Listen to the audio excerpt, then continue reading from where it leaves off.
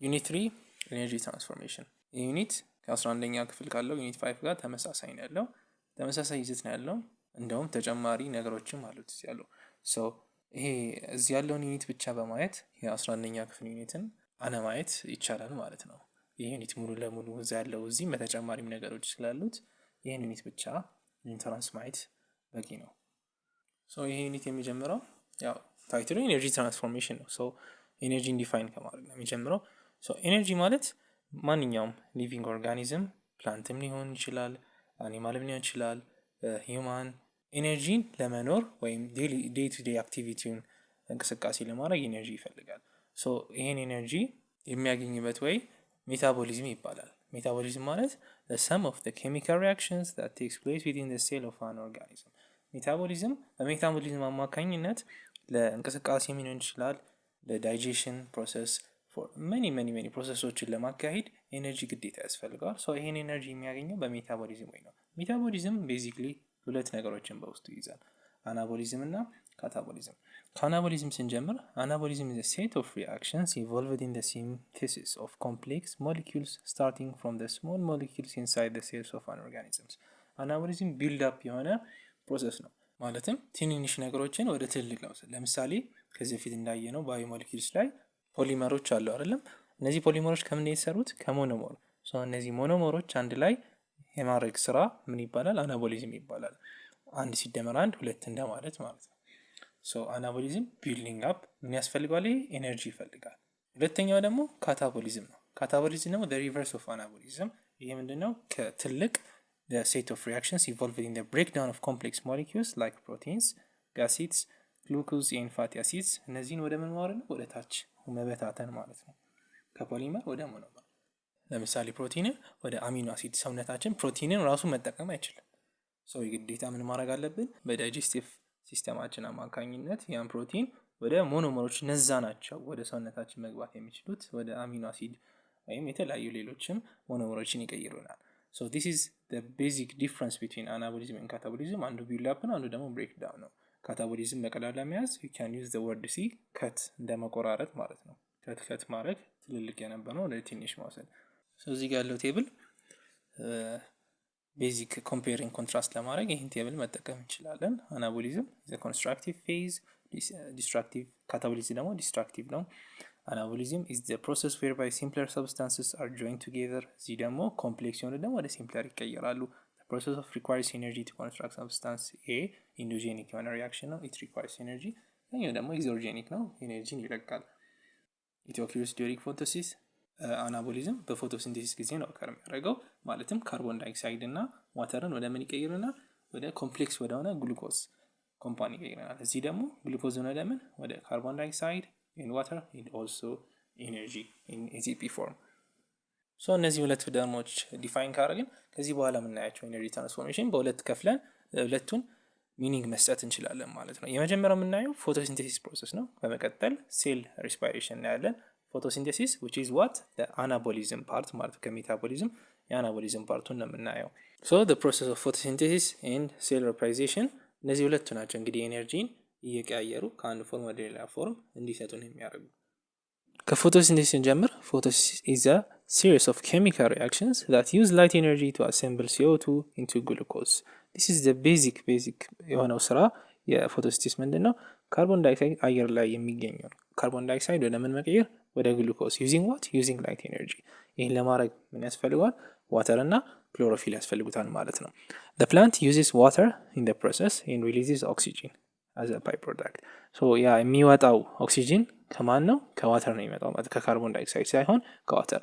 እንዲሁም ኦክሲጂኑን ትሬስ ለማድረግ ይሄ አንድ ከዚህ በፊት በተካሄደ ኤክስፐሪመንት ለኦክሲጂኑ ምንጭ ውሃ እንደሆነ ቼክ ያደረጉበት አንዱ ወይ ምንድነው ራዲዮአክቲቭ የሆነ ውሃ አንድ ፕላንት አብዞርብ እንዲያደርግ አደረጉት።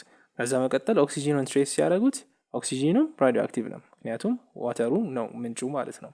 the source for the oxygen is the water። the reactions of photosynthesis ብዙ ጊዜ አይተናል። ይሄን ሪአክሽን ካርቦን ዳይኦክሳይድ ፕላስ ዋተር with the help of light energy and chlorophyll ምን ይሰጠናል? ግሉኮዝ፣ ኦክሲጂን and water as a byproduct ማለት ነው። ይሄ ፕሮሰስ ፎቶሲንቴሲስ ለፕላንቱ ብቻ አይደለም ምግብ የሚሰራው። ከዚህ በፊት ዴፊኒሽን ታች ሎወር ግሬድ ላይ ስናይ የነበረው ምንድነው? ፎቶሲንቴሲስ ማለት ፕላንቶች ምግባቸው የሚሰሩበት ወይ ነው። ያ ብቻ ሳይሆን ለሌሎችም ሄትሮትሮፍ ለሆኑ በተለይ እነዚህን የሚመገቡ አውቶትሮፍ ሳይሆን ሄትሮትሮፍ የሆኑ ፕላንቶችን የሚመገቡ ለእነሱም እንደ ኢነርጂ ያገለግልላቸዋል ማለት ነው። So the process provides not only food for the plant but also the energy, raw materials and O2 that are used to support most heterotrophs. ኦክሲጂንን ሪስፓይሬት የሚያደርጉ ከሆነ ኦክሲጂን ይጠቀማሉ። ኦልሶ ግሉኮዝንም ይጠቀማሉ፣ ዋተርንም የሚጠቀሙ ይኖራሉ። እነዚህ ነገሮች ለሌሎችም ፕላንት ለፕላንት ብቻ ሳይሆን ለሌሎችም ፕላንትም ሊሆን ይችላል ሄትሮትሮፍ ለእነሱም ይጠቅማል ማለት ነው። Furthermore, photosynthesis is important because it's the number one source of oxygen in the atmosphere. It contributes to the carbon cycle among the earth. ካርቦን ሳይክል ላይ እንደ ሲንክ ያገለግላል። ማለትም ካርበንን አብዞርብ ለማድረግ ይጠቅማል። The oceans, plants and animals. It contributes to the symbiotic relationship among plants, humans and animals. Symbiotic relationship ማለት ነው ከዚህ በፊት ዲፋይን አድርገናል። ሁለት ኦርጋኒዝሞች እርስ በራሳቸው የሚጠቃቀሙበት አይነት ሪሌሽን ማለት ነው። አሁን ካየነው ለምሳሌ ሲምፕል ኤግዛምፕል ብንወስድ ፕላንት እና ሂውማን ቢንግን ብንወስድ ፕላንት አሁን ኦክሲጂን ይሰጠናል። ኦልሶ ግሉኮዝም በተለያዩ መልክ በምንበላቸው ምግቦች ያን ግሉኮዝ እናገኝ እንችላለን። ኢንተርን ደግሞ እኛ ለፕላንቱ ምን እንሰጠዋለን? ካርቦን ዳይኦክሳይድ እና ሌሎች ደንግ የሆኑ ፈርቲላይዘር የሆኑ ነገሮች እንሰጠዋለን ማለት ነው። ሶ ሲምባይሲስ የሆነ ሪሌሽን ሁለታችን ፖዚቲቭ የሆነ ሪሌሽንሽፕ ነው የሚኖረን ማለት ነው። ዲስ ኢዝ ሲምፕል ምሳሌ ነው። It directly or indirectly affects most living things on Earth. It serves as the primary energy process for plants. Plants, multicellular algae, some protists, cyanobacteria, and purple sulfur bacteria are phototrophs. ከፕላንት በተጨማሪ ደግሞ ሌሎች ማን አሉ በራሳቸው አማካኝነት ምግብ ማምረት የሚችሉት and they are also phototroph ኖርማል ኬሞትሮፍ ሳይሆኑ አውቶትሮፍን በሁለት እንከፍለዋለን። ኬሞትሮፍ እና ፎቶትሮፍ። ፎቶትሮፍ ማለት ዩዚንግ ፎቶ የምትለው ላይት ነች ግሪክ ወርድ ዩዚንግ ላይት ኤነርጂ። ሌሎችም ከፕላንት ብቻ አይደለም ላይት ኤነርጂን ተጠቅመው ራሱን ምግብ ማዘጋጀት የሚችለው they are also algae ፕሮቲስቲስ ሲያኖባክቴሪያ እና ፐርፕል ሰልፈር ባክቴሪያ እነዚህም ፎቶትሮፍ ይባላሉ። ከፕላንት ስትራክቸር ስንጀምር ከኤክስተርናሉ እንጀምራለን። the outer layer is known as the epidermis ውጨኛው የሊፍ ከፕላንት ሊፉን ስናይ ውጨኛው ፓርት ኤፒደርሚስ ልክ እንደ ሰውነታችን ቆዳ ኤፒደርሚስ የሚባል ክፍል አለው። ከዛ ያ ክፍል ደግሞ በምንድን የተሸፈነው? በዋክሲ ካቲክል ነው የተሸፈነው። የዋክሲ ካቲክል ጥቅሙ ምንድን ነው? ፕላንት ኦቨር ሉዝ እንዲያደርግ ማለት ነው። ውሃ ከፕላንቱ በኢቫፖትራንስፓይሬሽን አማካኝነት እንዳይወገድ ይከላከላል። that helps the plant retain water. A leaf has three main parts: leaf base, leaf lamina and petiole. ሊፍ ደግሞ ከዛ በተጨማሪ በሪጅን ስንከፋፍለው በሶስት ይከፈላል። ሊፍ ቤዝ አለው፣ ላሚና ኤንድ ፒቲዮሊ። ቤዝ ማለት ከታች ያለው ፓርት ሲሆን ላሚና ከላይኛው ፓርት ነው። ፒቲዮል ደግሞ ቅጠሏን ከግንዱ ጋር የምታገናኘው ፓርት ማለት ነው። ሌላ ደግሞ ምን አለ? ፕላንት እንግዲህ ኦክሲጂን ያወጣል ብለናል። ካርቦን ዳይኦክሳይድ ደግሞ ይቀበላል። ያን በምን አማካኝነት ወደ ውስጥ የሚያስገባው? ስፖሮች አሉ፣ ትንሽ ክፍተቶች። እነዚህ ፖሮች ምን ይባላሉ? ስቶማታ ይባላሉ። ኦክሲጂን ሲወጣ ይከፈታሉ፣ ካርቦን ዳይኦክሳይድ ሲገባም ይከፈታሉ። ከዛ ውጭ ግን ዝግ ሆነው ይውላሉ ማለት ነው። ኦቨር ውሃ እንዳይወጣና ውስጥ ያሉ ፕሮዳክቶች ወደ ውጭ እንዳይወጡ የሚከላከሉ። ስቶማታ ለምንድን ነው ጥቅማቸው? ፎር ጋዚየስ ኤክስቼንጅ። there is also the mesophyll cells. እነዚህ mesophyll cells they are parenchyma cells found between the lower and the upper epidermis of the leaf. mesophyll ሴል ውስጥ ይሄ ነው እንግዲህ ዋናው ነገር የሚካሄደው የፎቶሲንቴሲስ ፕሮሰስ የሚካሄደው እዚህ ሜሶፋይል የሚባለው ሴል ውስጥ ነው። ይህ ሴል በውስጡ ሁለት ታይፖች አሉት፣ ፓሊሴድ እና ስፖንጂ ሜሶፊል። ፓሊሴድ እዚህ ሁለቱም ጋር ክሎሮፊል አለ፣ ክሎሮፕላስቶች አሉ። ነገር ግን በብዛት የሚገኘው ፓሊሴድ ላይ ነው። ስፖንጂም ጋር አለ፣ ነገር ግን ስፖንጂ ሌላ ፐርፐስ ነው ያለው፣ ለፎቶሲንቴሲስ ሳይሆን ሌላ ለጋዚየስ ኤክስቼንጅ ነው የሚጠቅመው ማለት ነው። ምክንያቱም አይታችሁ ከሆነ ቦታው የት ነው ያለው? ፓሊሴዱ ከላይ ነው ያለው፣ ስፖንጂ ደግሞ ከታች ነው ያለው። ከታች ስፖንጂ ክፍተቶች አሉት። እነዚህ ክፍተቶች ጋዙ ወደ ውስጥ እንዲገባ ወደ ላይ እንዲሄድ ያደርጋል ማለት ነው። ወደ ዋናው ወደ ፓሊሴድ እንዲሄድ ያደርጋል። ይሄ ክፍተት ከታች መሆኑ ስቶማታ ከታች መሆኑ ጥቅሙ ምንድን ነው? ከላይ ቢሆን ኖሮ በፀሐይ አማካኝነት ውስጥ ያለውን ዋተር እንዳለ ሉዝ ያደርግ ነበር። በታች በኩል በሼድ ፓርት ስላለ በሰን አማካኝነት ኢቫፖትራንስፒሬሽኑ ሃይ እንዳይሆን ወይም ጭራሽ እንዳይኖር ያደርጋል ማለት ነው። The spongy mesophyll is so called because in 3 dimensions it's a spongy in appearance because it has many large air spaces between. ስፖንጂ ጥቅም ምንድን ነው? ውስጥ ክፍተት ስላለ በዛ ክፍተት አማካኝነት ከስቶማታ የሚመጣው ኦክሲጂን ወይም ከዛ ከተመረተበት ቦታ ከፓሊሴድ ካርቦን ዳይኦክሳይዱ በቀላሉ እንዲወጣና ኦክሲጂን እንዲገባ ያደርጋል ማለት ነው። እና የፓሊሴድ ሴል ደግሞ ከላይ መሆኑ ፓሊሴድ mesophyll cells are near the upper surface። እዛ ደግሞ ብዙ ክሎሮፕላስቶች አሉ። እነዛ ክሎሮፕላስቶች ደግሞ ሰንላይትን ይፈልጋሉ። ያን ሰንላይት ላይ ሲሆኑ በደንብ ያገኙታል ማለት ነው። They therefore contain more chloroplasts than the spongy mesophyll cells. So we have the mesophyll cells. mesophyll በስሩ ሁለት አለ፣ ፓሊሴድ እና ስፖንጂ አለ። ፓሊሴድ ደግሞ ብዙ ክሎሮፕላስቶች አሉት፣ ስፖንጂ ደግሞ ብዙም ክሎሮፕላስት አሉት፣ ግን እንደዛኛ ብዙ አይደለም። ዋና ስራ ምንድነው? ጋዚየስ ኤክስቼንጅ እንካሄድ ነው። ይሄ ደግሞ ዋነኛው ስራ ፎቶሲንቴሲስ እንካሄድ ነው ማለት ነው። So we have defined the external structures of the leaf and we have seen the two kinds of the mesophyll cells. አሁን እስቲ የት ነው ፎቶሲንቴሲስ የሚካሄደው? ሶ ይህን በደንብ ለመረዳት አንድ የክፍል አናሎጂ እንጠቀማለን ማለት ነው። ሶ ኢን ፕላንትስ the highest density of chloroplast is found in the mesophyll cells. ክሎሮፕላስት ፕላንት ላይ ብቻ አይደለም፣ በዙሪያው ፕላንት አካባቢ ይገኛል። ግን በሃይስት ዴንሲቲ ሞር ኤፊሽንት ያለው ደግሞ የት ነው? እዚህ አካባቢ ነው ያለው፣ ሜሶፋይል ሴል ላይ ነው ያለው። ደብል ሜምብሬን ሰራውንድስ ክሎሮፕላስት። ክሎሮፕላስት የምንለው የፎቶሲንቴሲስ የሚመረትበት ክፍል በምንድን የተሸፈነው? በሁለት ሜምብሬን የተሸፈነ። ሌላ ደግሞ ማን አለ በሁለት የተሸፈነ? ማይቶኮንድሪያ እና ኒውክሊየስ ኤንኤምሲ።